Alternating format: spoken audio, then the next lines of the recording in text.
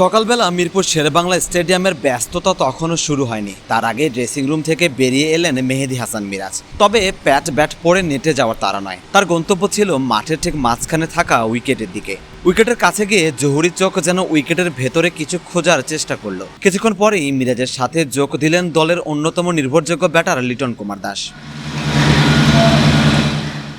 দুই সিনিয়র ক্রিকেটারকে দেখা গেল উইকেটের ঘাস আর মাটির চরিত্র নিয়ে আলাপচারিতায়। প্রধান পিচ কিউরেটর টনি হ্যামিংও ততক্ষণে পাশে এসে দাঁড়িয়েছেন। মিরাজ আর লিটন যেন টনির কাছে আগাম জেনে নিতে চাইলেন প্রথম ওয়ানডেতে এই উইকেট কার বন্ধু হবে আর কার শত্রু। মিরাজ লিটনদের উইকেট দর্শনের মাঝে একে একে এসে হাজির হতে থাকেন টিম ম্যানেজমেন্টের বড় সব নাম। হেড কোচ ফিল সিমন্সকে দেখা গেল বেশ গম্ভীর মেজাজে। এরপর রিশাদকে নিয়ে সেখানে যোগ দিলেন spin bowling coach Mushtaq Ahmed. Simmons যেখানে উইকেটের শক্ত ভাব আর বাউন্স বোঝার চেষ্টা করছিলেন, মুস্তাক তখন ব্যস্ত ছিলেন স্পিনারদের জন্য উইকেট কতটা সহায়ক হবে সেই হিসাব কষতে। এদিকে লিটন দাস তখনও ব্যস্ত টনির সাথে আলাপচারিতায়। মিডল অর্ডারে তাকেই তো ব্যাট করতে হবে, উইকেটের চরিত্র বুঝে নিতে তাই বাড়তি আগ্রহ লিটন দাসের। এক ফাঁকে নাজমুল হোসেন শান্তকেও দেখা যায় খুঁটিয়ে খুঁটিয়ে উইকেট দেখতে। শান্তর সঙ্গী জুনিয়র তামিম উইকেট দেখে কি আন্দাজ করলেন এই অভিজ্ঞ ব্যাটার, সেটাই যেন শেয়ার করা তামিমের সাথে। পুরো দৃশ্যপট দেখে মনে হচ্ছিল অনুশীলনের চেয়েও আজ উইকেট বোঝাটাই যেন বড় মিশন ছিল বাংলাদেশ দলের।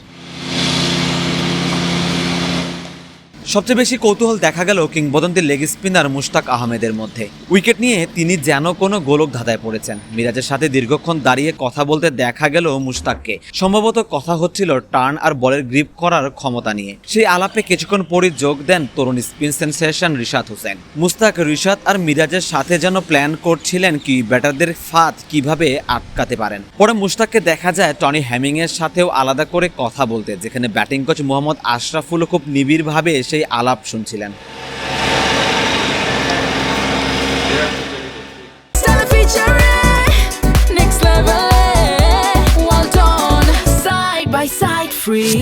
প্রথম ওয়ানডের উইকেটের চেহারা সবশেষ পাকিস্তান সিরিজের সেই সবুজাব উইকেট থেকে কিছুটা আলাদা। ঘাসের ছিটে ফোটা থাকলেও মাটির রং বলছে ভিন্ন কথা। সাধারণত দিনের ম্যাচগুলোতে মিরপুরে পিচে স্পিনাররা বাড়তি কিছুটা সুবিধা পান। রোদের তাপে উইকেট ভেঙে যাওয়ার প্রবণতাও থাকে, যার ফলে বলে নিচু হয়ে আসা বা থমকে যাওয়ার ভয় থাকতে পারে কিউইদের জন্য।